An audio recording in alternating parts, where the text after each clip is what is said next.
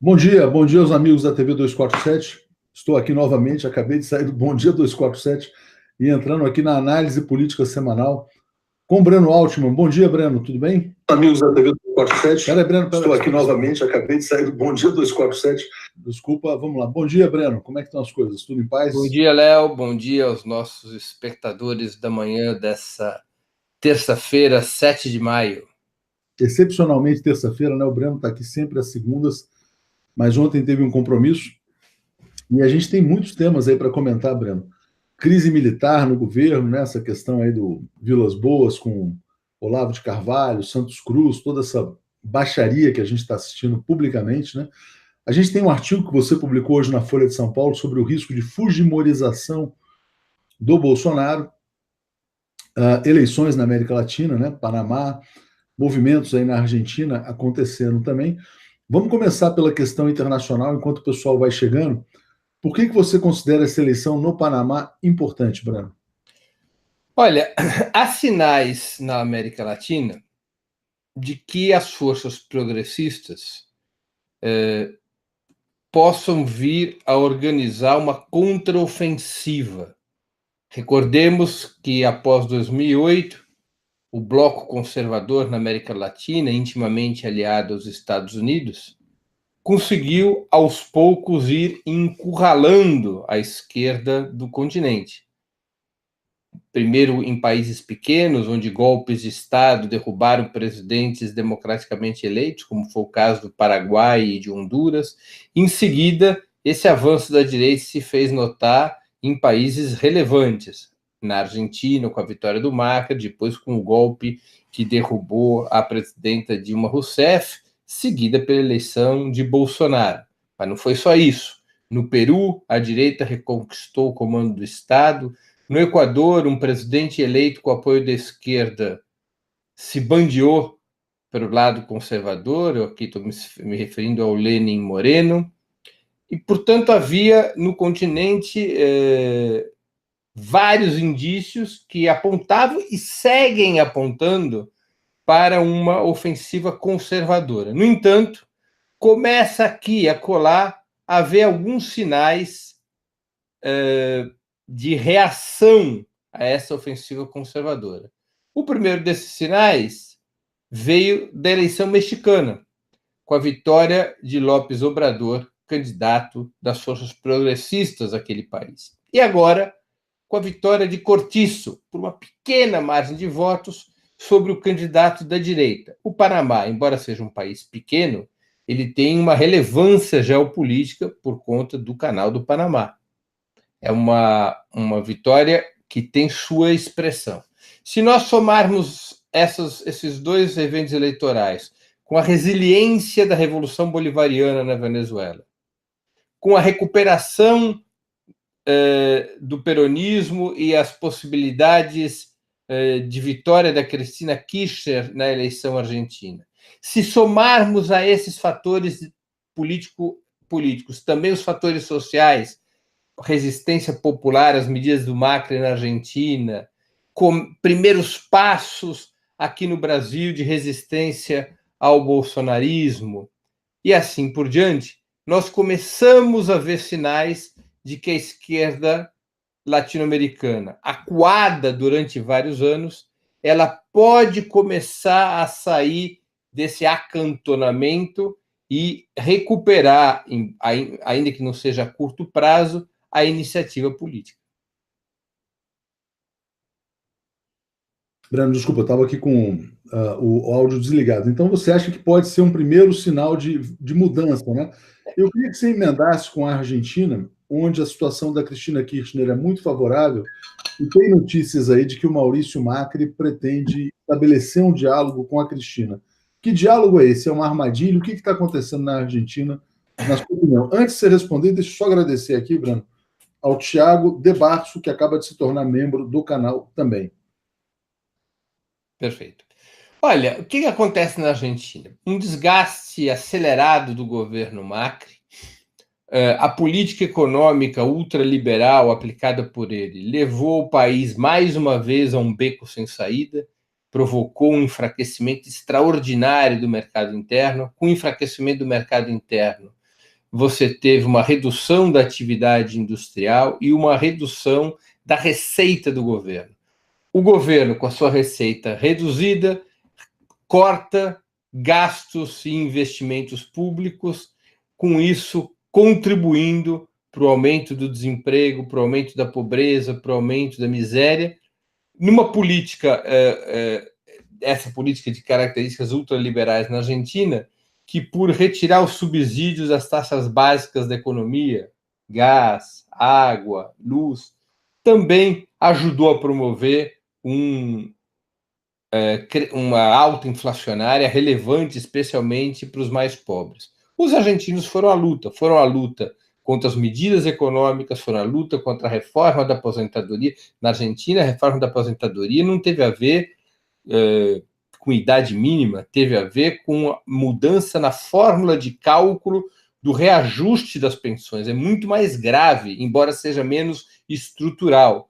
Com um país numa inflação de 30%, 40% ao ano, a fórmula de cálculo da aposentadoria tem muita importância. Na prática, reduziu para menos da metade o reajuste das pensões, empurrando os argentinos aposentados, os pensionistas, para uma situação de miséria. Centenas de milhares, milhões de argentinos empobreceram subitamente.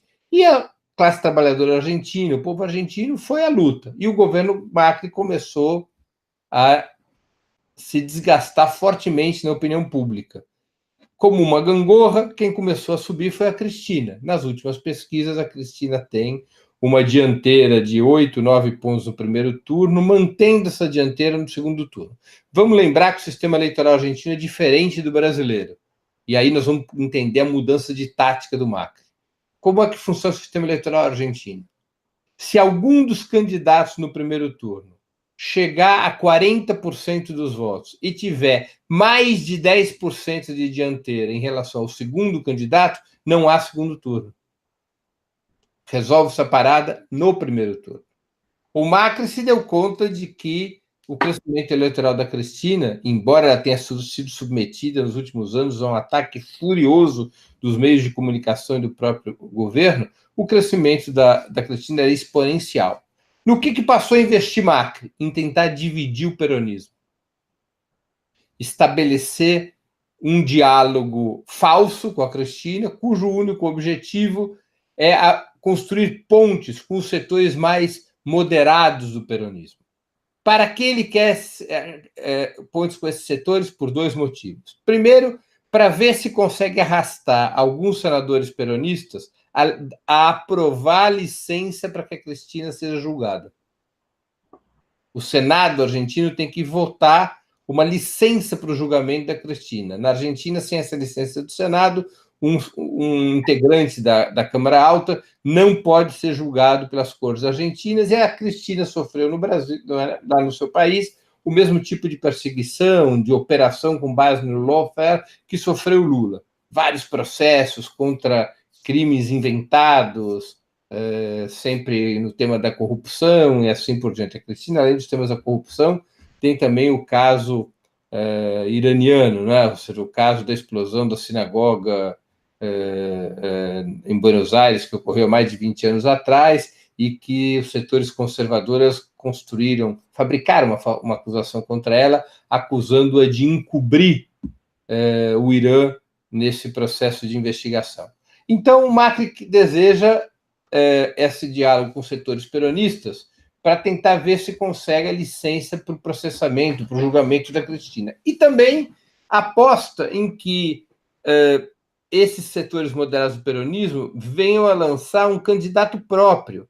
Se setores moderados do peronismo lançam um candidato próprio, isso poderia esvaziar a candidatura da Cristina Kirchner, pelo menos garantindo um segundo turno, porque o Macri corre um risco real, pela tendência da sua impopularidade, de perder as eleições ainda no primeiro turno. Então, ele busca estimular os setores, repito, os setores moderados do peronismo a ter uma alternativa eleitoral que divida os votos da Cristina. Muito bom, Breno. Deixa eu agradecer aqui ao Rick, que se tornou membro do canal. Outro tema importante para a gente passar pelo dia de hoje, evidentemente, é o despertar dos estudantes, né? muitas manifestações no Brasil, no Rio de Janeiro, na Bahia, em relação ao desgoverno Bolsonaro. Mas antes disso, vamos entrar na crise dos militares, já passando para o Brasil aqui, Breno, porque esse tema é amplo, né? E tem novidades, né? Tem uma novidade que está subindo na nossa manchete agora, né? Ontem se acompanhou o general Vilas Boas, soltou uma nota, atacando o Olavo de Carvalho, rebatendo o Olavo voltou, foi extremamente grosseiro com o Vilas Boas, porque ele é muito deseducado, né? Deselegante. E agora o Jair Bolsonaro acaba de ir ao Twitter, às redes sociais, para tomar um lado. E o Jair Bolsonaro toma o lado do Olavo de Carvalho. Então ele presta sua solidariedade ao Olavo, que está xingando todos os dias os generais. Eu queria um diagnóstico seu sobre o que é essa crise entre olavistas e generais. Olha, fundamentalmente é uma disputa por hegemonia dentro do bloco bolsonarista. Os militares e o Olavo de Carvalho foram sócios e continuam sendo sócios no projeto liderado por Jair Bolsonaro. Esse projeto tem um comando tríplice, uma tríade comanda esse processo. Bolsonaro, a Lava Jato e a alta oficialidade das Forças Armadas. São os que reúnem força. Bolsonaro por ter sido eleito, a Lava Jato por controlar setores relevantes do sistema de justiça e as Forças Armadas porque são o grande partido armado do capital brasileiro ao longo da nossa história. O Jair Bolsonaro, esse núcleo militar busca, desde o início do governo, estabelecer sua hegemonia sobre o governo. O governo tem vários núcleos de poder, não é? Os que compõem essa tríade, o clã Bolsonaro, a Lava Jato, os militares, também tem um núcleo econômico mais vinculado ao Paulo Guedes, e tem um núcleo mais ideológico, cujo guru é o astrólogo Olavo de Carvalho. O esforço dos militares em consolidar sua hegemonia sobre o governo enfrenta a resistência dos demais núcleos. Cria-se dentro do governo um sistema de alianças. Os militares e a Operação Lava Jato construíram proximidade entre si desde o período anterior às eleições. Foi essa aliança entre os militares e a Lava Jato, por exemplo, que levou à negação do habeas corpus que tiraria o ex-presidente Lula da prisão e, eventualmente, permitiria sua participação no pleito de 2018. O núcleo que mais resiste a essa hegemonia é exatamente esse núcleo ideológico, porque o núcleo econômico também vai se orientando para a aliança capitaneada com os militares, também vai se orientando para o apoio à hegemonia dos militares, por uma razão muito simples. O grande capital sempre teve no Brasil, ou quase sempre teve no Brasil, depois de vencidas batalhas estratégicas contra a esquerda, como foi a eleição aqui do ano passado, a eleição de 2018, o grande capital sempre aposta na redução da intensidade da disputa ideológica no país. Aposta na normalização da política, da disputa política, para criar um ambiente mais favorável, menos tenso para os seus negócios. E os militares, o que eles basicamente buscam estabelecer é esta normalização, contrariamente à opção do núcleo ideológico do governo, que aposta permanentemente na radicalização do enfrentamento político-ideológico como instrumento para tentar manter as forças de esquerda, a oposição, acantonadas na defensiva. O Bolsonaro, nesse sistema de disputa dentro do governo, ele funciona como o fiel da balança, até porque ele é o presidente da República. E o Bolsonaro não quer ficar sobre a hegemonia dos militares. Ele não quer ser um boneco de engonço, ele não quer ser um boneco de ventríloco. Ele quer preservar a sua autonomia.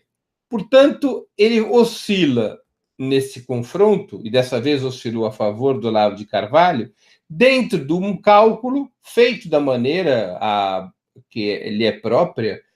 O sujeito é um trapalhão, é um sujeito, como disse o Lula, né, o chefe do bando dos loucos, mas o Bolsonaro ele vai oscilando entre os militares e o núcleo ideológico e o olavismo, na lógica de escapar dessa hegemonia, de impedir que os militares assumam o controle absoluto dos seus passos. Essa solidariedade dele, Olavo de Carvalho, representa isso.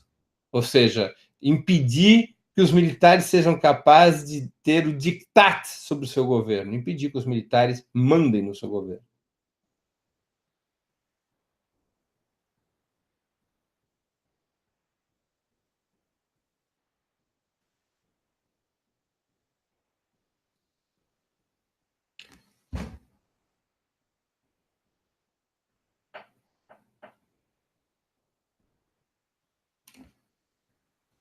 Léo, não dá para ouvir. Desculpa, Breno, me alerta sempre quando isso acontecer, porque eu fecho o microfone quando você está falando, eu tenho que abrir, mas vamos lá. Então, deixa eu ler a nota do Bolsonaro, aqui que é o seguinte, acabou de ser divulgada, né? Cheguei na Câmara em 91, encontrei a tomada pela esquerda num clima hostil às Forças Armadas e contrário às nossas tradições judaico-cristãs, tradição judaica do país. Enfim, depois você fala sobre essa tradição judaica, tá, Bruno? Aos poucos, outros nomes foram se somando na causa que eu defendia, entre eles Olavo. Olavo, rapidamente, sozinho, tornou-se um ícone, verdadeiro fã para muitos. Verdadeiro fã ou ídolo, né? Acho que o Bolsonaro... Ele trocou. Acho que ele queria dizer ídolo, mas escreveu fã. Né? Seu trabalho contra a ideologia insana que matou milhões no mundo, retirou a liberdade de outras centenas de milhões, é reconhecido por mim. Sua obra em muito contribuiu para que eu chegasse no governo, sem o qual o PT teria retornado ao poder. Sempre o terei nesse conceito, continuo admirando Olavo. Quanto aos desentendimentos, espero que seja página virada, Jair Bolsonaro, presidente da República. Lembrando que o Olavo chamou o Santos Cruz de um bosta, atacou de uma maneira muito grosseira o Vilas Boas, isso ontem, né? E hoje ele recebe a solidariedade. Olha, eu vou dizer uma coisa, Léo, vamos aqui, eu queria completar um pouco essa questão. O fator estruturante do governo Bolsonaro é a tutela militar, tá certo? Ou seja, a estrutura fundamental do projeto do bolsonarismo, que tem capacidade organizativa, quadros, estratégia, são as Forças Armadas. No entanto, Bolsonaro não quer ser um capitão, ele quer ser o comandante em chefe das Forças Armadas. E, portanto, ele opera as tensões entre os militares e o núcleo ideológico para fortalecer o seu próprio papel de César, ou seja, seu próprio papel de primus inter pares, seu papel de chefe de ambos os núcleos, tentando escapar de uma condição de tutelado extremamente explícita. Né? Então, esses movimentos do Bolsonaro, a sua solidariedade ao Olavo de Carvalho, tem que ser levado em conta nessa perspectiva. Agora, o que essa disputa interessa para a esquerda? Eu vou dizer uma coisa, na briga entre os militares e o Olavo de Carvalho, viva a briga. Ou seja, as forças de esquerda devem aplaudir que eles se matem, porque eles são duas caras da mesma moeda. Não há nessa disputa um componente mais democrático contra um componente mais autoritário. O único fator de divisão real entre eles é o método, é a forma, o jeito de conduzir. Do ponto de vista das forças progressistas, quanto mais eles se matarem, quanto mais o Olavo chamar o Santos Cruz de bosta, e quanto mais o Vilas Boas chamar o Olavo de Carvalho de Trotsky de direita e outras coisas piores, melhor para o povo brasileiro. Então, a melhor posição da esquerda nesse enfrentamento entre os militares e o olavismo é a plateia, aplaudindo, vaiando e comendo pipoca. Comendo pipoca, eu ia falar exatamente isso. Ô, Breno, já que você está comendo pipoca, então, diante dessa briga, explica para a gente o que é ser um Trotsky de direita. Isso você tem que perguntar para o Vilas Boas. Não, sim, mas tenta interpretar o que seria. É incompreensível, é a ignorância. O Vilas Boas é um homem ignorante de história, isso que ele revela com esse texto. Porque o que ele está querendo dizer provavelmente, é que Olavo de Carvalho é um brigão, que está mijando fora do pinico, não é? Ou seja, aquela imagem um pouco caricatural do Trotsky como alguém que brigou com o coletivo e saiu xingando. É o que eu posso imaginar. O que é um rebaixamento tanto da avaliação histórica do papel do Trotsky como uma superestimação absurda do papel de um cretino como Olavo de Carvalho. Olavo de Carvalho é um grande imbecil que só pode ser levado a sério num país que adoece, como o Brasil adoeceu. Não é? E o Vilas Boas é um cretino da mesma estatura do Olavo de Carvalho, só que mais polido. O Vilas Boas devia estar sendo processado num país normal, que não tivesse adoecido. O Vilas Boas devia estar respondendo nos tribunais por ruptura da ordem constitucional, em função do seu Twitter pressionando o STF contra o habeas corpus ao Lula. Eles se equivalem. Eu não dou mais... não acho que mereça mais respeito o canalha polido do que o canalha tosco. Agora, Breno, você falou que não existem diferenças do ponto de vista do autoritarismo em relação aos dois projetos, né? O projeto, vamos dizer assim, bolsonarista, olavista, e o projeto dos militares. Mas você não acha que pode haver diferenças no tocante à questão nacional? Por exemplo, Bolsonaro e Olavo seriam mais entreguistas do que militares de maneira geral? De forma alguma. Predomina hoje entre os militares uma concepção absolutamente entreguista, tão entreguista quanto o do Olavo de Carvalho. Mas por que qual o comando das Forças Armadas entrega o país? Vamos colocar os pingos nos is e os traços nos t para não haver ilusão. O comando das Forças Armadas do Brasil, sua maioria, claro que há oficiais que não concordam com essa política, formou-se no comando das Forças Armadas brasileiras, em especial no comando do Exército, se formou uma maioria antinacional, antipatriótica. Uma maioria que, por conta de cálculos geopolíticos e econômicos, adotou conscientemente a opção de colocar o Brasil como um vagão no trem cuja locomotiva são os Estados Unidos, de uma maneira incondicional e neocolonial. Esse é o papel que se presta à alta oficialidade do Exército Brasileiro, a maioria da alta oficialidade do Exército Brasileiro, em consonância com o que pensa Bolsonaro e o astrólogo Olavo de Carvalho. Deixa eu ler o comentário do Caio Peixoto dizendo: Muniz Bandeira já alertava para essas relações perigosas do Brasil com os Estados Unidos. Anabela Rocha, a menção a Trotsky em relação ao internacionalismo, na minha opinião, devido à ligação com o Steve Bannon. No entanto, Breno, embora você diga que os militares também representam esse projeto neocolonial, de adesão ao neocolonialismo, pelo menos houve alguns recuos do bolsonarismo provocados pelos militares. Eu vou citar para você alguns exemplos. Guerra na Venezuela. O Ernesto Araújo estava disposto a apoiar a guerra na Venezuela. O Mourão foi para a Colômbia e disse não. Né? A questão das relações com a China. Né? O Mourão também, nos Estados Unidos, disse que o Brasil tem na China o seu parceiro estratégico. A embaixada em Jerusalém. Né? Houve o recuo em relação à embaixada por pressão militar. Então você pode dizer o seguinte: não, os militares também são neocoloniais, mas não são tão neocoloniais quanto... Os militares, nós temos que compreender que os militares, por razões corporativas, de treinamento, de formação cultural, são, nesse bando de loucos, mais estáveis. Eles fazem cálculo, eles não rasgam dinheiro. Olavo de Carvalho é um irresponsável, é um doidivanas. Como é doidivanas o Bolsonaro e sua família? Os militares são mais centrados, são mais polidos.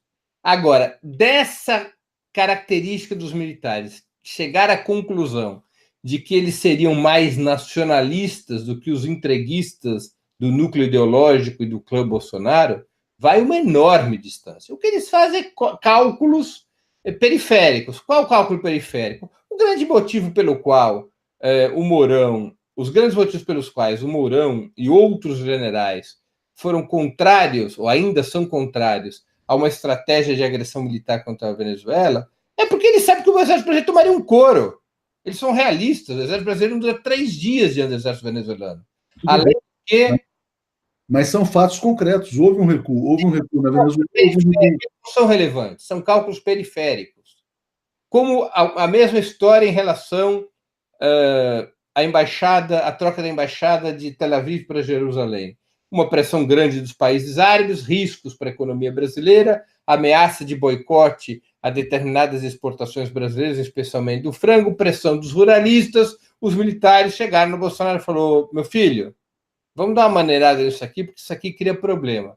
Com a China, mesma coisa, pressão especialmente dos ruralistas, e os militares disseram: opa, calma lá, nossa estratégia geopolítica é de submissão aos Estados Unidos, mas nós não precisamos ficar brigando no que diz respeito aos nossos negócios com a China.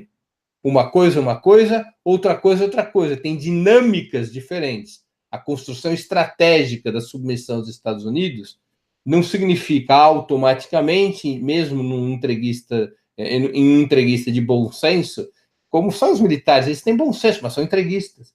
Não significa comprar brigas nas quais o Brasil pode ter perdas econômicas importantes. Agora, nós não podemos analisar por esses cálculos periféricos. Esses cálculos periféricos são importantes para entender as contradições entre eles, mas na essência, nós não devemos titubear em dizer, infelizmente para o nosso país e para a história já bastante vergonhosa das nossas Forças Armadas, a maioria que hoje comanda, especialmente o Exército Brasileiro, é uma maioria entreguista, antinacional, antidemocrática e pró-americana. Dali não sai solução nenhuma.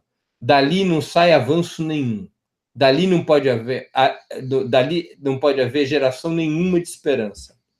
Deixa eu ler o comentário da Janaína Miranda aqui, Breno, dizendo o seguinte: essa briga é apenas pelo poder. A ideologia de Olavo já está impregnada em todo o oficialato. O astrólogo fez inúmeras palestras de reconstrução ideológica para derrubar a esquerda dentro da caserna. No entanto, embora valorize esse comentário da Janaína, hoje, durante o Bom Dia, eu recebi um comentário de um militar que nos assiste todos os dias, o Alisson, progressista, dizendo que existe, sim, muita satisfação com os rumos que o Brasil está... Isso é importante o que você disse. Há uma maioria entreguista nas Forças Armadas. Isso não quer dizer que todos os militares sejam entreguistas. Claro. Né? Mas essa maioria consolidou sua hegemonia entre os generais, entre o alto mando das Forças Armadas, em particular o alto mando do Exército. Isso a gente tem que ter claro. Que existem militares nacionalistas? Sim, existem. Que eles formam uma corrente expressiva hoje dentro das Forças Armadas? Não, não formam. São indivíduos, oficiais de média patente, um outro oficial de alta patente, que reclama, que protesta, que a boca pequena critica o governo, mas eles não conformam hoje nas Forças Armadas nenhuma corrente, nenhum bloco, em condições de enfrentar a opção estratégica do comando das Forças Armadas, que é uma opção estratégica pelo entreguismo, é uma opção estratégica pelo atrelamento do Brasil aos Estados Unidos no mesmo diapasão de Bolsonaro e Olavo de Carvalho. No que eles diferem? E aí nós vamos ter que discutir a tática de implementação dessa política. Os militares, até pelo aprendizado durante o regime ditatorial de 64 a 85, querem manter as aparências. Aliás, a ditadura brasileira, ao contrário da chilena e da argentina, também tentou manter as aparências. Vamos nos recordar que o Congresso, durante boa parte daquele período ditatorial, o Congresso funcionava, tinha eleições para governo do Estado, tinha eleições para o parlamento, não tinha eleição, depois de 66 já não tinha mais eleição para nenhum cargo executivo, nem para presidente da República, nem para governador, nem para prefeito de capitais, mas tinha eleição para prefeito de cidades que não fossem capitais, nem municípios de segurança nacional. Claro, só podiam participar 2 partidos, a liberdade de expressão inexistia, a liberdade de organização inexistia, havia uma fortíssima repressão, mas a ditadura tentava manter as aparências. Por que a ditadura tentava manter as aparências? Porque tanto do ponto de vista internacional, quanto do ponto de vista de construir hegemonia interna, o cálculo dos militares foi: nós não podemos ser pornográficos, nós não podemos fazer sexo explícito em praça pública, nós temos que vestir terno e gravata, sermos elegantes, sermos polidos, termos um verniz institucional, termos cuidado em garantir uma aparência de funcionamento normal para o país. Essa continua a ser a lógica dos militares. Não é a lógica do Olavo de Carvalho. O Olavo de Carvalho é um monstro. Ele é um pornógrafo. Ele, na política, tal como o clã Bolsonaro, eles querem botar para quebrar. Eles acham que a tática de implementação desta política entreguista, antipopular, ultraliberal, é uma tática de confrontação permanente, de atropelo das instituições, de constituição de um regime bonapartista escancarado, que tenha como Bonaparte Bolsonaro. Ou seja, só isso já é pornografia, ter o Bolsonaro como comandante de um regime bonapartista. Essa é a diferença entre eles. É uma diferença sobre como implementar a mesma política. Mas, Breno, você me permite discordar um pouco de você, né? Sempre. Então tá bom. Não, só para dizer, eu acho que não é no mesmo diapasão, tá? Eu acho que assim, eu acho que os generais, eles... Como é que eu vejo? Eu acho o seguinte, acho que eles acham que é inevitável um alinhamento maior do Brasil com os Estados Unidos, em função do que acontece no mundo hoje. A gente tem os Estados Unidos em guerra contra o mundo, né? Em guerra contra a China, em guerra contra Rússia, em guerra, num processo de recolonização das Américas, né? E dada a força militar dos Estados Unidos em relação à fraqueza militar brasileira, obviamente eles acham que um alinhamento é inevitável, né? Agora, este alinhamento, né, ele pode se dar de uma maneira menos pornográfica, como você falou. Nesse ponto eu concordo, né? E eu acho que eles também imaginam que o Brasil pode ser capaz de preservar alguns espaços de autonomia. Por exemplo, uma boa relação com a China, uma boa relação com os países árabes, uma boa relação, etc, etc e tal. Então, a meu ver, não é o mesmo projeto. É um projeto, sim, de alinhamento, mas não de submissão pornográfica, como a gente vê com o Olavo. Eu vou discordar da discordância. Pode discordar da discordância, só estou também. Eu vou te dizer uma coisa. Na essência, os militares têm exatamente o mesmo projeto do Bolsonaro. O que é a essência? Petróleo, pré-sal, mesma política. Entrega dos ativos petroleiros do Brasil para o imperialismo. Segundo, segurança nacional. Submissão do Exército Brasileiro, das Forças Armadas, ao Exército norte-americano. Entrega da base de Alcântara. Incorporação do Brasil à quarta frota americana. Exatamente o mesmo projeto.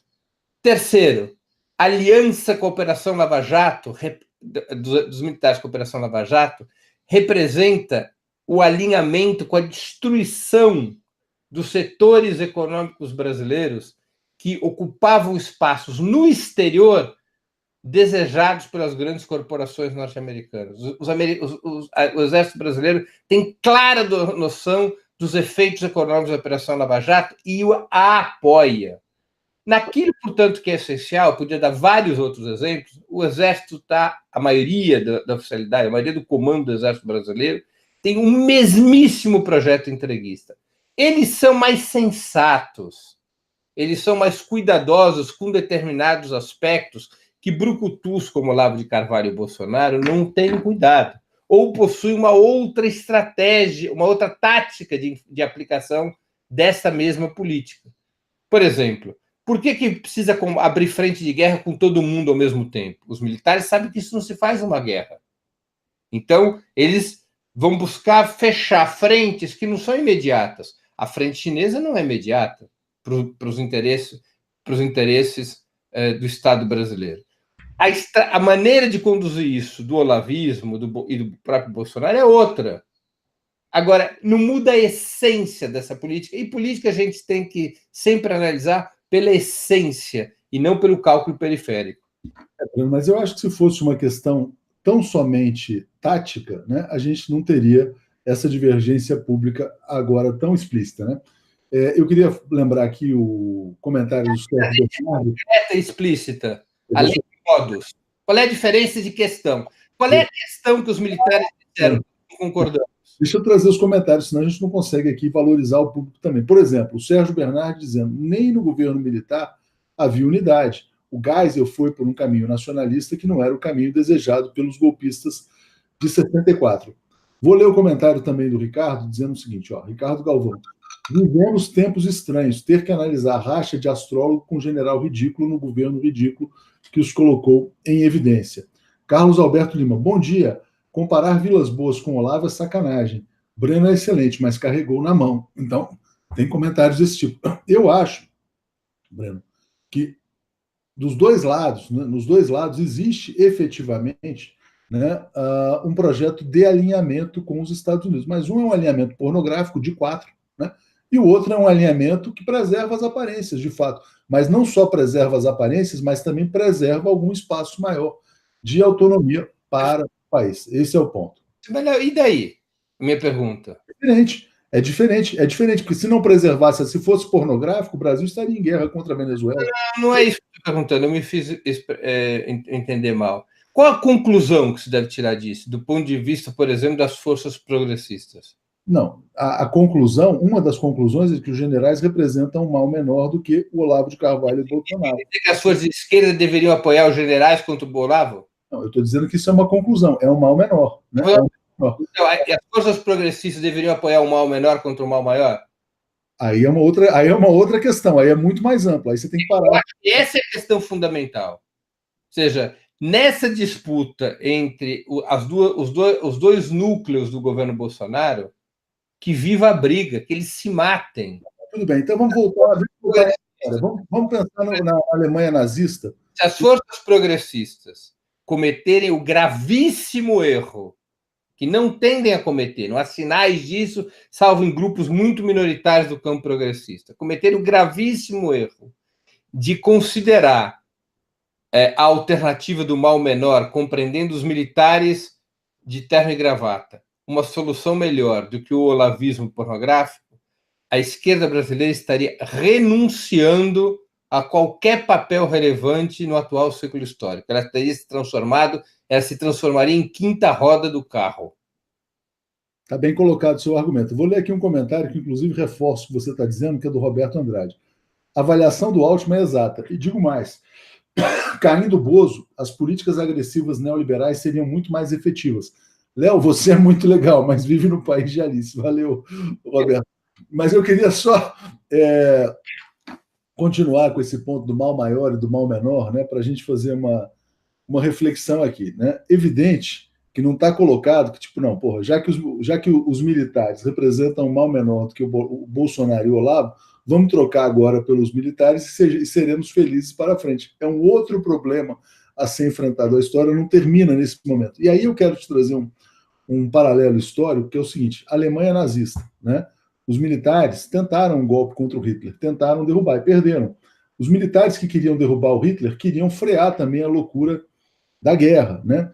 Então, o Hitler prevaleceu e o que aconteceu? A Alemanha foi devastada. O que teria sido melhor naquele momento? O mal maior ou o mal menor? Né? Qual que é a capacidade de destruição do Bolsonaro e do Olavo? Quando ocorre a Operação Valkyria, que é isso que você está se referindo, em 1944, o Churchill manda consultar o Stalin. No caso da dissidência militar do nazismo, derrubar o Hitler, a União Soviética estaria disposta a um armistício com a Alemanha? A resposta do Stalin: nós destruiremos a Alemanha com Hitler, com os militares dissidentes, com quem quer que seja. O bloco nazista será esmagado pelo Exército Vermelho, qualquer que seja a liderança alemã no seu comando. Não, tudo bem, mas eu te pergunto agora. Esse é o paralelo. A esquerda tem que dizer, com Bolsonaro, com Mourão, com Vilas Boas, com Olavo, a nossa política é a mesma. Pois é. O nosso Exército Vermelho, né, Bruno? Mas, enfim, deixa eu te colocar o seguinte: quem tem capacidade de causar mais danos ao Brasil, na sua opinião, os militares ou Olavo e Bolsonaro? Estrategicamente, os militares. Então, esse é um ponto. Então, é importante que você responda essa questão. Estrategicamente, os militares. Então, isso significa, então, devo concluir que você defende a permanência do Bolsonaro no poder por uma razão estratégica, tática, enfim, porque os militares... Defende o Bolsonaro porque ele foi eleito. Mas o foi eleito não pode ser uma fachada por uma questão tática, estratégica? Eu sou contra impeachment, por princípio. Sou contra impeachment. Aliás, eu acho que o PT devia anunciar que jamais voltará a pedir o impeachment de qualquer presidente. Mesmo que o Bolsonaro cometa 500 crimes de responsabilidade por dia. Tem que lutar, e a esquerda tem que lutar por uma mudança constitucional que crie o referendo revogatório. Primeiro isso. Segundo, o Bolsonaro foi eleito, né? Essa é uma realidade. Pois é, mas o processo de destruição do Brasil está acelerado, Breno. A situação. Você acha que os militares cortariam 30% da verba de todas as universidades e da educação básica? Claro. Você ouviu algum militar criticar esse corte? Você acha que, na verdade, quem fez isso foi o ministro do Olavo, foi o Weintraub. Você acha que os militares teriam feito a mesma coisa? Você viu algum militar criticar isso? Não vi criticarem, mas você acha que teriam tomado a iniciativa? Mas eu não tenho nenhuma dúvida. Bom, Isso então... tem a ver com o coração do projeto entreguista e neoliberal. O corte das verbas da universidade não é punitivo, não é apenas uma questão política ideológica.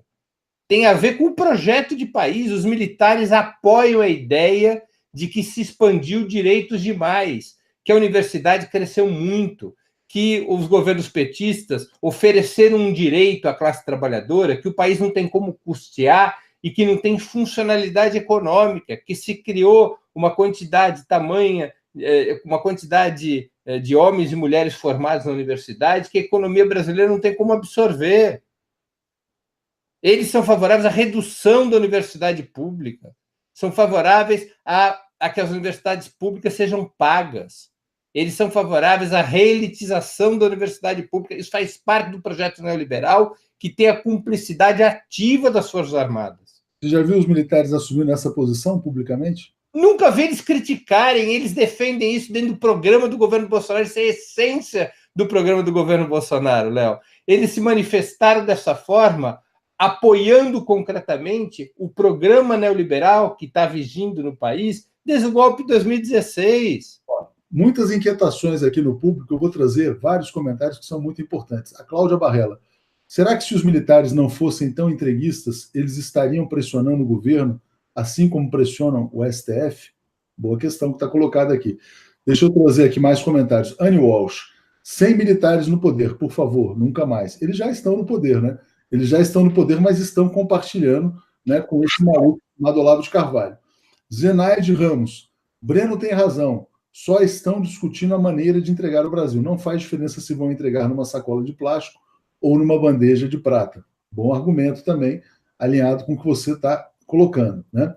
Karina Portugal, militares, preservar espaço para eles mesmos e classes dominantes. Nunca esqueça, prefiro cheiro de cavalo a cheiro de gente.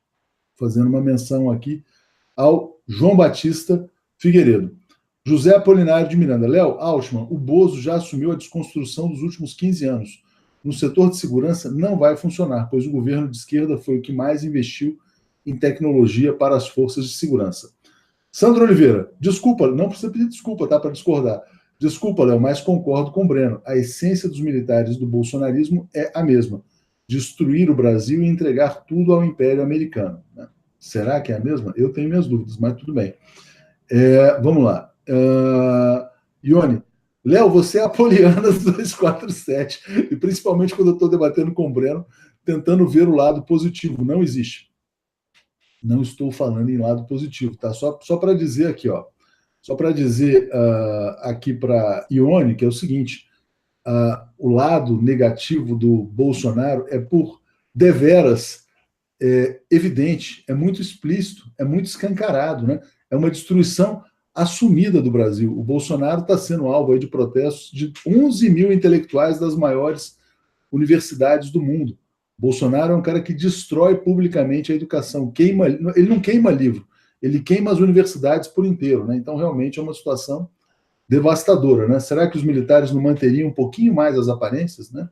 Será que os militares chegariam, não, vamos acabar com os cursos de humanas? Não sei, né? Tenho minhas dúvidas. Eduardo Moreira, grande debate. Na divergência, militares e Olavete são mesmo mal, abaixo a chapa. Breno, melhor analista de conjuntura atual. Opinião do canal Resistentes. Tudo bem, abaixo a chapa. Eduardo é nosso amigo, mas assim, existe uma... chapa. Não, é tipo assim, caçar a chapa no TSE. Existe essa sim. Existe a possibilidade de caçar a chapa no TSE? Não existe, né? Não existe essa hipótese. Edson, desculpe, Léo, mas a saída não é colocar os militares no lugar do Bozo, e sim Lula livre. Não acho que sejam coisas incompatíveis, né? Concordo com o Breno. Vamos lá. Karina Portugal, não haverá cortes nas escolas militares. Bom, mas o Brasil vai ser um país só de escola militar? Será? Né? Vamos lá. Vamos continuar aqui. pessoal mandando eu acordar. Eu acordei às 5 horas, galera. Pô, peraí, não é assim. Cadu Lacerda. Nessa guerra, Altman, qual o caminho para as forças progressistas? Como obter apoio dos poucos militares progressistas e como incentivá-los a aparecer? Francisco, será que a Revolução Brasileira, Breno, virá por um militar progressista, um Chaves que se rebele na base, dizendo, porra, não dá mais? Já pensou se aparece um Chaves no Brasil dizendo, ó, não dá mais, precisamos assim de um exército do povo no Brasil, de um exército progressista? O Brasil já teve isso. Pois é, eu queria até que você falasse sobre isso depois que começou a me ocorrer essa ideia aqui. Francisco Alencar, Breno está correto. Chega dessa história da esquerda, paz e amor. Deixemos eles se matarem. Vai processando, tá, Breno? Porque é muito comentário, não é nem para responder, é só para você ter uma noção da temperatura, né? Roberto Alves, infelizmente eu concordo com o Breno. Não precisa dizer infelizmente também. Vilas Boas foi fundamental no processo golpista. Militares estão alinhados ao neoliberalismo antipovo. Apoiaram a venda do pré-sal, da Embraer, etc. e tal. Vamos lá, vamos continuar. Tem mais. Hoje está bombando aqui de superchat. Então vamos continuar. Marta Silva mandando aqui. Eliana Rocha, não é possível suportar 4 anos desse desgoverno. Pois é, também acho. 4 anos de nazismo no Brasil realmente é uma situação complicada. Luciano, Léo, sonhei que você estava aqui em Brasília fazendo encontros de assinantes. Quando isso vai virar realidade? Com certeza, eu acho que vai ser em agosto. Estou querendo fazer em Brasília em agosto. Sandra Oliveira, espero que isso seja educativo para o povo brasileiro. Está sendo pedagógico. O povo brasileiro está sofrendo muito para aprender. Janaína, a questão central é: entreguistas sejam civis doidos ou militares versus nacionalismos, sem xenofobia, é claro. Né? E para concretizar a desgraça do povo, os militares seriam bem mais objetivos. Né? Então, é isso. Isso é um panorama geral. Aqui, ó, mas chegou mais. Valderez Nascimento, a ala progressista precisa construir uma alternativa, um plano aceito pelas várias camadas da sociedade. Ione, Léo, você tenta ver o lado positivo dos militares assumindo. Não existe lado positivo. Bom, só para encerrar aqui, não estou numa disputa pessoal com o Breno Altman, pelo contrário, né? Mas valorizo os comentários de todos vocês. Acho que tudo isso é importante e queria fazer um balanço dizendo, ó, a maioria está aqui concordando com a sua posição de que não tem esse papo de mal maior e mal menor. Mas eu acredito que a capacidade destrutiva do Bolsonaro para a imagem do país, para a economia nacional, é gigantesca. Eu vou te dar um exemplo aqui agora. O Brasil vai perder 10 bilhões de dólares em exportação de soja. Por quê? Porque o Brasil está de pirraça com a China. Mas, enfim, isso é uma questão que eu já comentei de manhã. Passo para você fazer um apanhado geral desses comentários maravilhosos aqui. Olha, vamos aqui separar a questão em 2 troncos. Do ponto de vista analítico, é evidente que existem, porque elas são explícitas, contradições entre o núcleo militar e o núcleo ideológico em sua aliança com o clã Bolsonaro. Se nós tivéssemos que fazer um desenho do governo Bolsonaro, eu hoje faria o seguinte desenho. Você tem, de um lado, o núcleo militar e a Lava Jato, e o núcleo econômico do Paulo Guedes. Do outro lado, você tem o núcleo ideológico e o clã Bolsonaro. Essa é o desenho da disputa dentro do governo. É evidente, repito, porque são explícitas essas divergências. Agora, é fundamental entender 2 coisas. A respeito do que é essa divergência. E a segunda coisa, que é a mais importante, aí vem o segundo tronco da questão, que é qual deve ser a posição das forças progressistas diante dessas divergências. Então, eu queria sintetizar aqui. Essas divergências dizem respeito à tática de implantação do programa ultraliberal e de mudança do regime político no Brasil. Os militares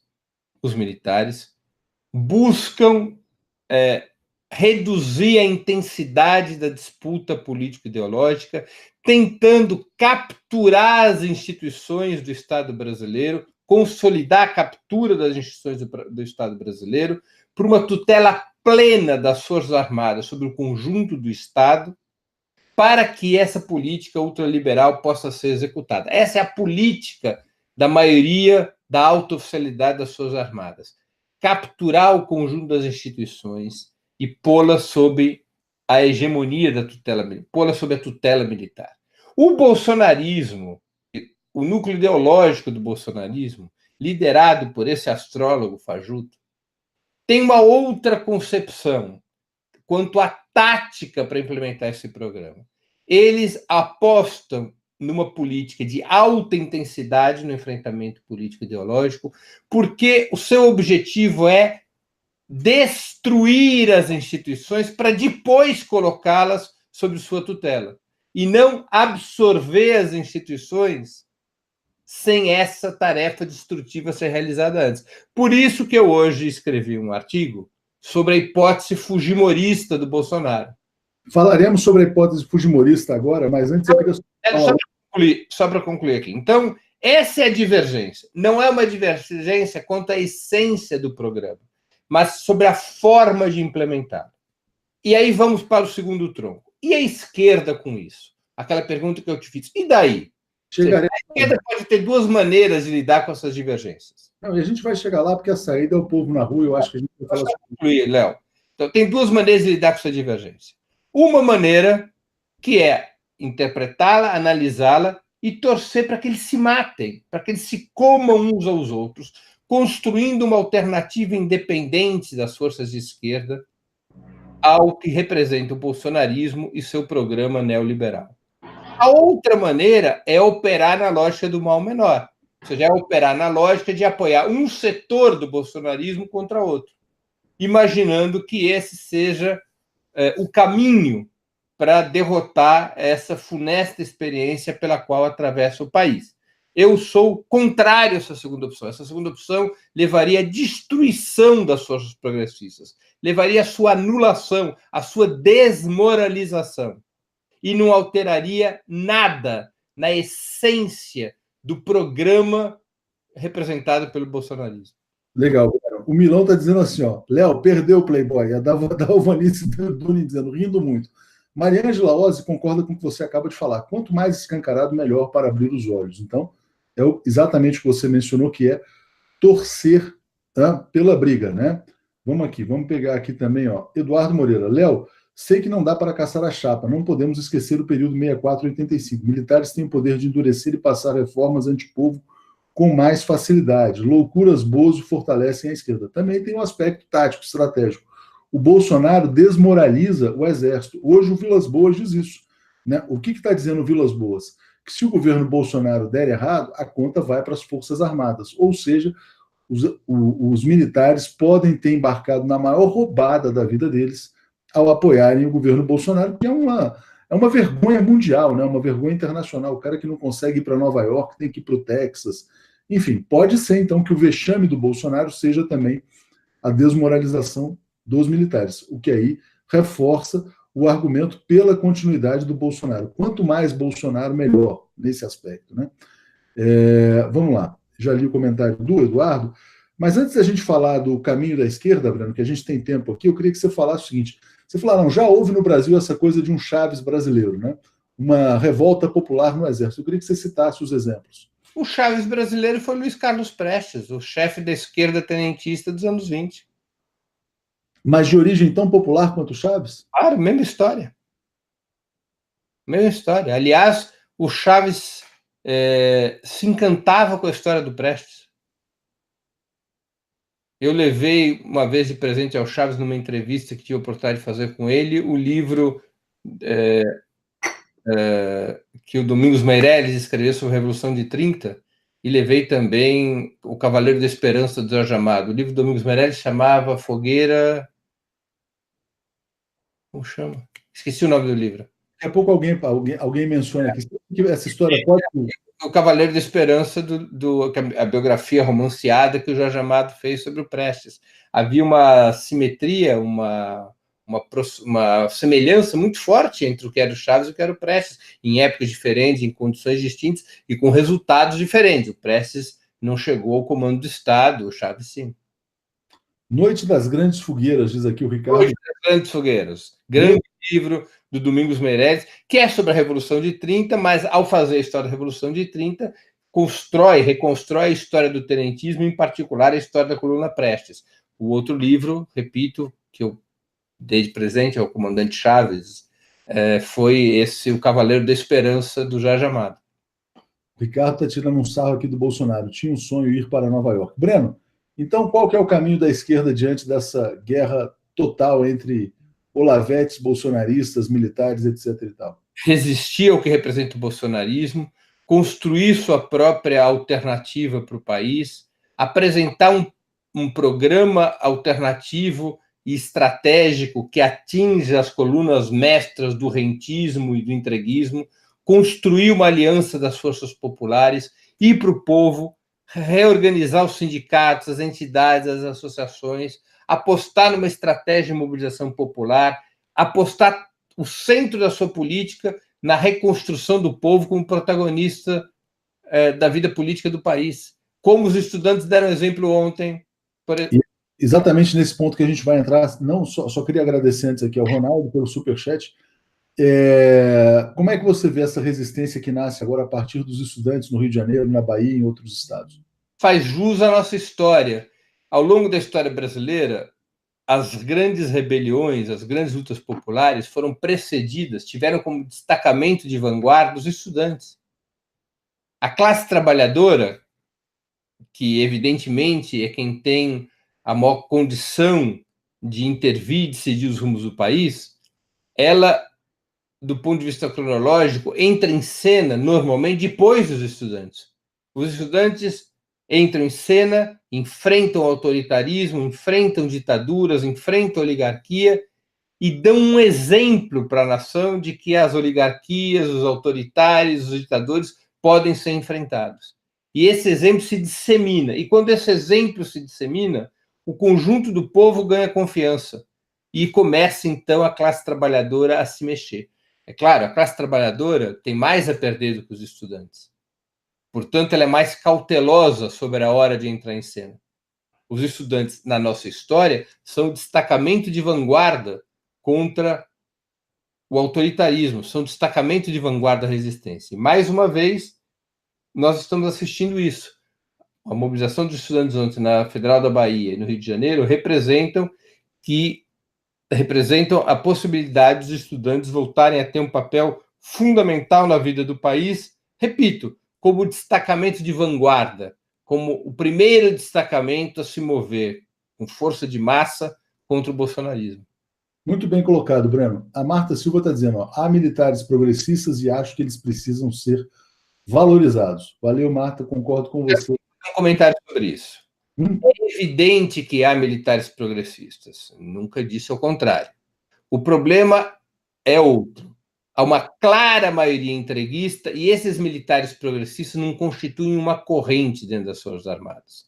São indivíduos. Como é que você pode fortalecer esses indivíduos e criar dentro das Forças Armadas, impulsionar dentro das Forças Armadas uma corrente nacionalista? Só tem um jeito. Na história do país, só tem um jeito.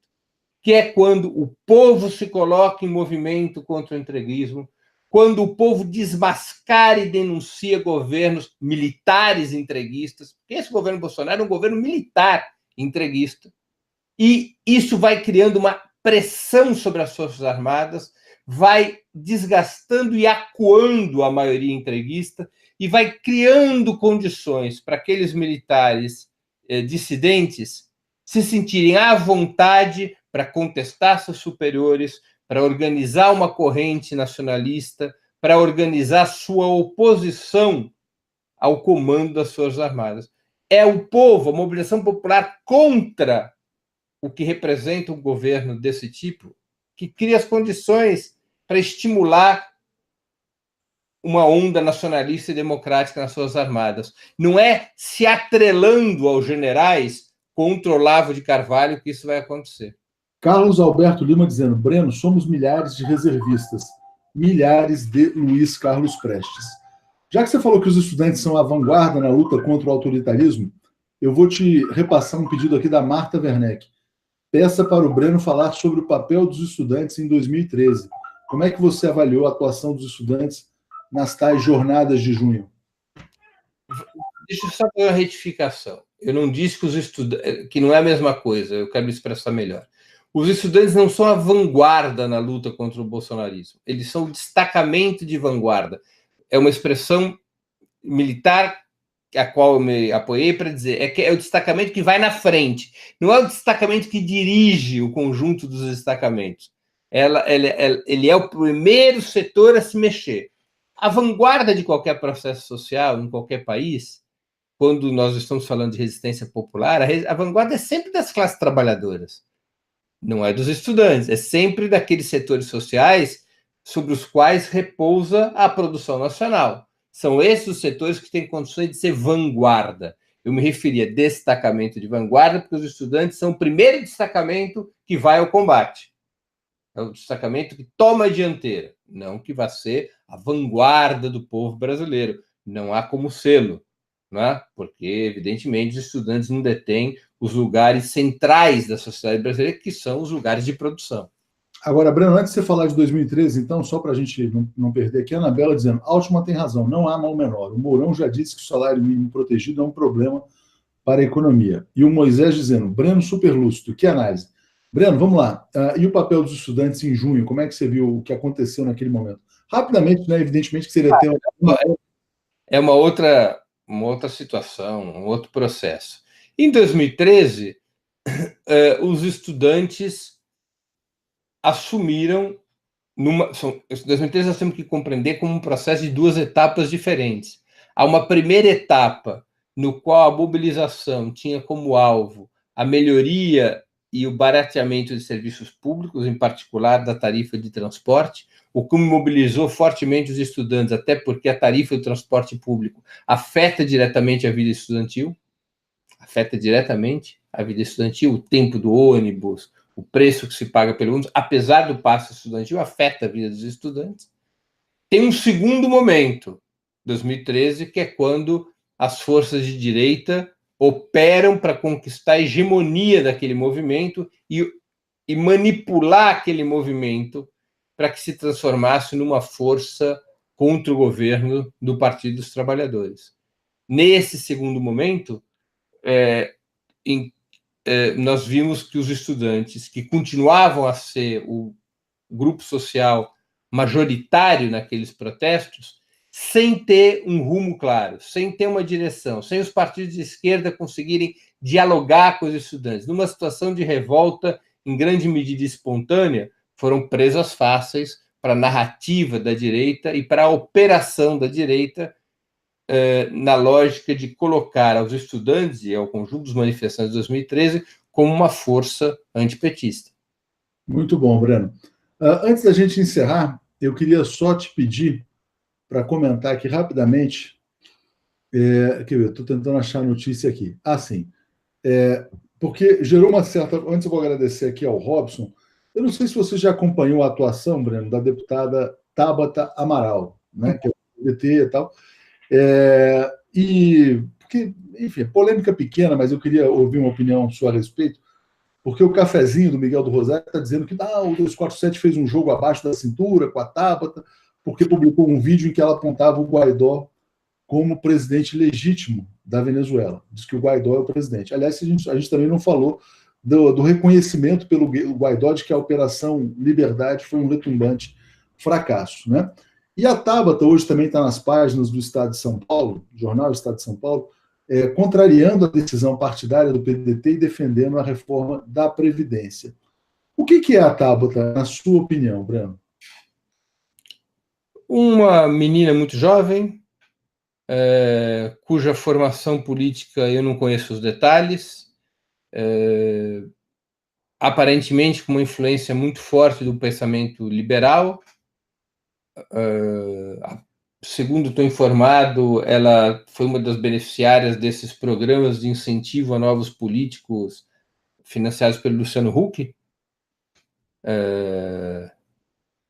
Ela tem essa referência, uma referência liberal. Isso faz com que ela seja contrária a determinadas políticas reacionárias. Ela teve um papel importante ali numa crítica ao ministro da Educação, o ministro anterior da Educação, exatamente porque há um choque entre o pensamento liberal e o pensamento reacionário nesse terreno, mas fundamentalmente ela é uma representante do pensamento liberal. Por isso ela apoia a reforma da Previdência, por isso ela apoia ou apoiou em algum momento o reconhecimento de Guaidó, o autoproclamado presidente da Venezuela. Agora, é uma pessoa muito jovem, eu acho... Formação ainda, né? Está em formação. Eu acho, assim... Eu tenho visto alguns setores de esquerda bombardearem essa moça por conta das suas posições sobre alguns temas. Eu acho assim, um exagero. Eu não creio que seja o caso. Nem, assim, é evidente que ela é uma liberal. O pensamento dela é dessa natureza. Agora é melhor tentar estabelecer com ela um diálogo construtivo e não estigmatizá-la e empurrá-la de vez para o outro lado. Entendi, bem colocado. Deixa eu agradecer aqui a Angélica Joper, que chegou como membro, e também o Ronaldo mandando aqui mais um superchat. Cecília Chaves dizendo, bom, ela já teve os seus 15 minutos de fama, muita gente aqui colocando, alguns dizendo que é uma fraude e tal, se foi apoiada por Hulk, já diz bem quem ela é, enfim, vamos lá. Breno, é isso aí, acho que você colocou muito bem a questão dos estudantes, a questão dos militares também. Algo a mais ou esperamos agora a próxima? Eu vou fazer um pouquinho cabotinamente aqui. Eu vou pedir que as pessoas... Eu hoje escrevi um artigo que eu acho que é uma discussão importante. Fujimori, esquecemos, pode falar à vontade sobre Fujimori. É um artigo, não, eu vou muito rapidamente, as pessoas poderão ler, certamente o 247, que generosamente sempre prestigia os meus mal escritos, vai subir. As mal traçadas linhas, né, Breno? Mal traçadas linhas. O artigo chama-se A Hipótese Fujimorista de Bolsonaro. Por que Fujimorista? Diz respeito a Alberto Fujimori, que foi presidente do Peru nos anos 90, entre 1990 e 2000. O Alberto Fujimori, em 1994, ele fez o autogolpe. Ele fecha o parlamento peruano com o apoio das Forças Armadas, depois que o parlamento se recusa a votar o pacote de reformas econômicas exigidas pelo Fundo Monetário Internacional. Sem ter maioria parlamentar, sem conseguir implementar aquele programa ultraliberal, o Fujimori fecha o parlamento, estabelece um regime ditatorial com data marcada, porque na mesma medida em que ele fechava o parlamento, ele convocava um congresso constituinte para o ano seguinte. E estabeleceu um hiato temporal, exatamente esse ano, mais do que esse ano, porque na verdade se estendeu durante o funcionamento do congresso constituinte, um período de 2 anos de regime de exceção, de um regime policial, de uma ditadura aberta, para poder enfrentar a guerrilha e para poder implementar o programa ultraliberal. Por que eu utilizei esse conceito, a hipótese fujimorista? Porque esse é um dos caminhos possíveis para o projeto encarnado pelas Forças Armadas e por Jair Bolsonaro. Eles estão mudando o regime político no Brasil, da democracia liberal da Sexta República, da Constituição de 88, para um regime policial de tipo bonapartista, que tem em Bolsonaro o Bonaparte e as Forças Armadas como a grande tutela sobre o governo e o Estado. A estratégia deles é fazer por dentro das instituições, sem alterar, ao menos formalmente, o funcionamento das instituições. Mas este governo que se desgasta, que se divide, que perde apoio popular, que perde apoio parlamentar, esse governo pode se ver na situação de uma variável política diferente daquela para a qual se programou. E essa variável seria exatamente a fujimorista, ou seja, uma variável pela qual a transição de regime político da democracia liberal para um regime policial deixa de ser processual e institucional e passa a ser por medidas de força que, embora amparadas por instituições do Estado, representa efetivamente uma ruptura da ordem constitucional e a implantação a forceps de outro regime político.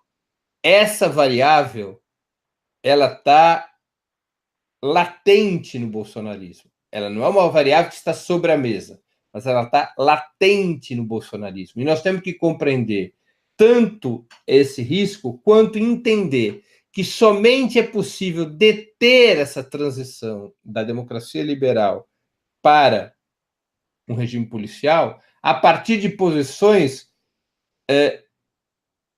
demarcadas pelo movimento popular. As classes dominantes não têm condições de deter essa transição, não desejam e não têm forças para deter essa transição. Nem a direita histórica tem condições de deter essa transição. Essa transição só poderá ser detida, seja pela variável atual, seja numa eventual variável fujimorista, com o protagonismo do povo, a mobilização popular, com uma alternativa política e programática que questione o programa ultraliberal e sugira, proponha, lute por uma outra alternativa para o país.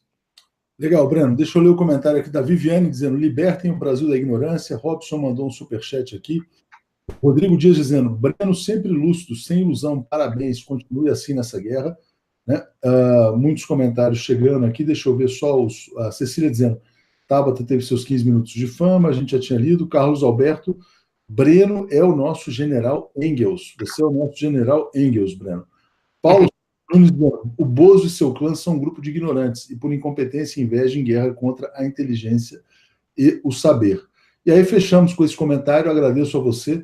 Semana que vem tem mais, a menos que aconteçam fatos extraordinários que exijam a sua presença aqui mais uma vez. Eu que agradeço mais essa oportunidade de conversar com os espectadores do 247 e a gente se vê próxima segunda-feira.